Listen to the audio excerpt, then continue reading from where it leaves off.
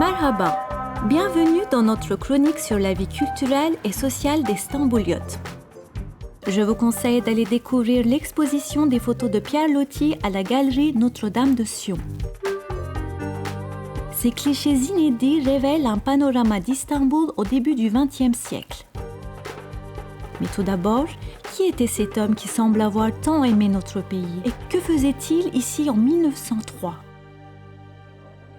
Pierre Loti, c'est un grand amoureux de la Turquie. Il est venu près de 8 fois en Turquie. Et lorsqu'il revient en 1903, il a entre-temps pris le goût de la photographie durant ses voyages. Et à Istanbul, il réalise près de 200 clichés.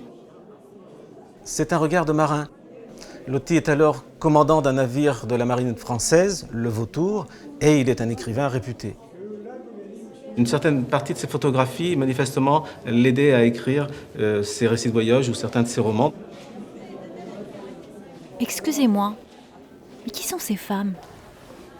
Ça, c'est une autre histoire.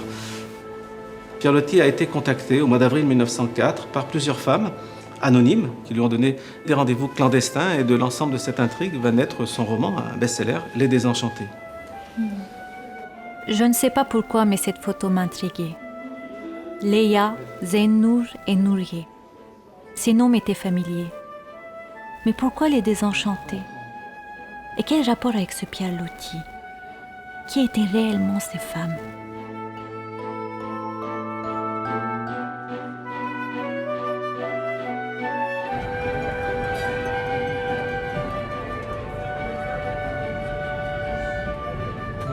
C'est une histoire entièrement imaginée. Il n'y a de vrai que la haute culture intellectuelle répandue aujourd'hui dans les harems de Turquie et la souffrance qui en résulte. Cette souffrance-là apparut peut-être d'une manière plus frappante à mes yeux d'étranger. Mes chers amis les Turcs s'en inquiètent déjà et voudraient l'adoucir. Le remède, je n'ai, bien entendu, aucune prétention à l'avoir découvert, quand de profonds penseurs là-bas le cherchent encore. Mais comme eux, je suis convaincu qu'il existe et se trouvera.